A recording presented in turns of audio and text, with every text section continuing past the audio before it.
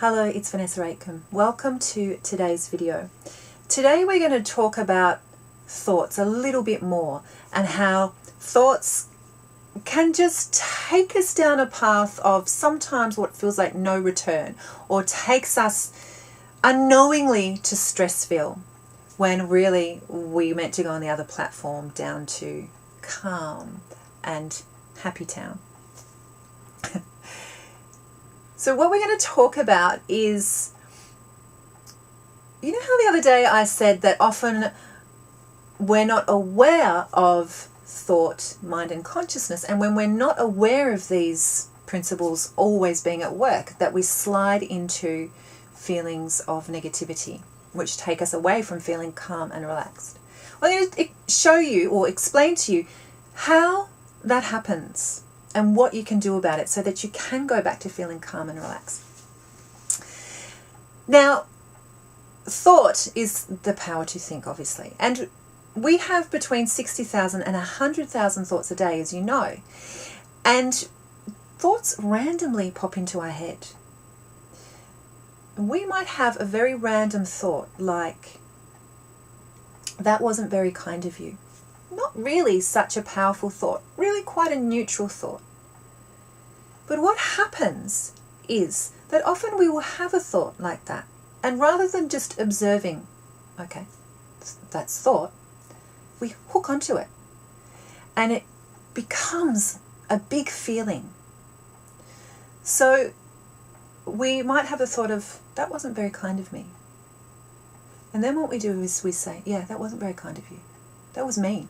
That was actually really mean. You were a mean person. If you were kinder, like Jasmine is, people would just warm to you more, and people would just be drawn to you and they'd like you, but you're not. You're mean, you're unkind, and you always have been. Ever since you were little, you always used to tease your brother, and you've continued to do it, that you were horrible at school, and people have said that you're aloof and you're uptight and you're not very nice, and that's why you're like this. That's why your life is like this, because you're hopeless and you're a joke and you're fat and you're ugly.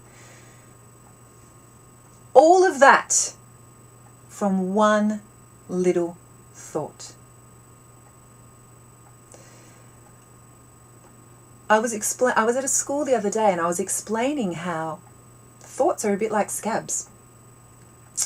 If we have a scab, we know exactly what to do. Don't pick it.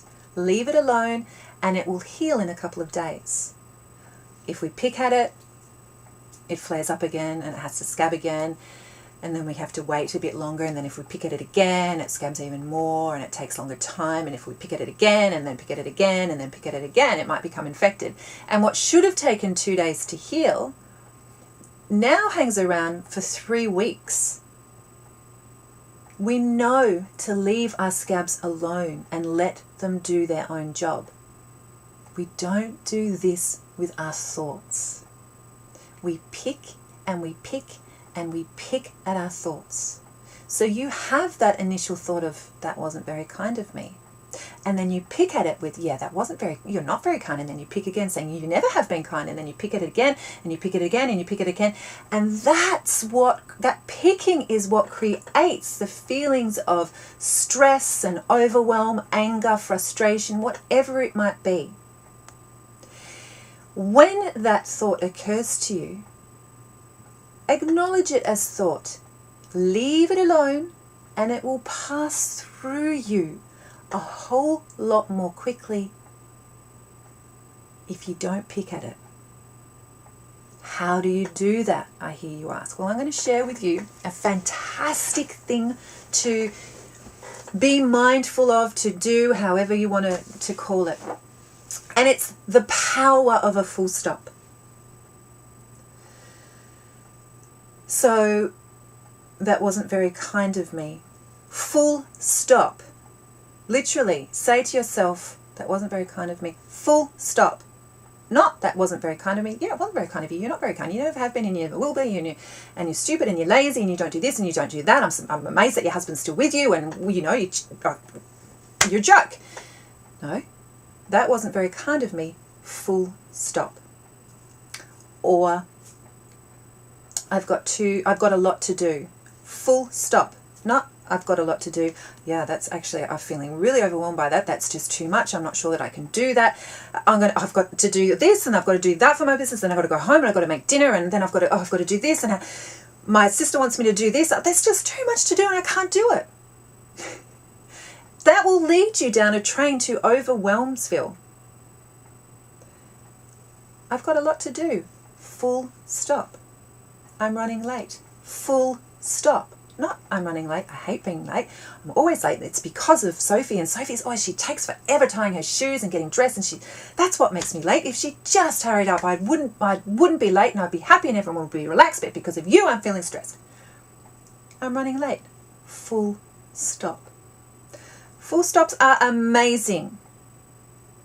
Start doing them in your own life. I love to share the story that months ago I was having a daydream about going overseas, just me and my husband, no children. And I imagined being on the plane and being able to watch 8 hours of uninterrupted movies. If you're a parent with young children or had young children, you will understand that.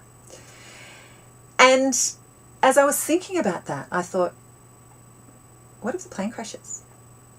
And then I thought, oh, they'll be orphans.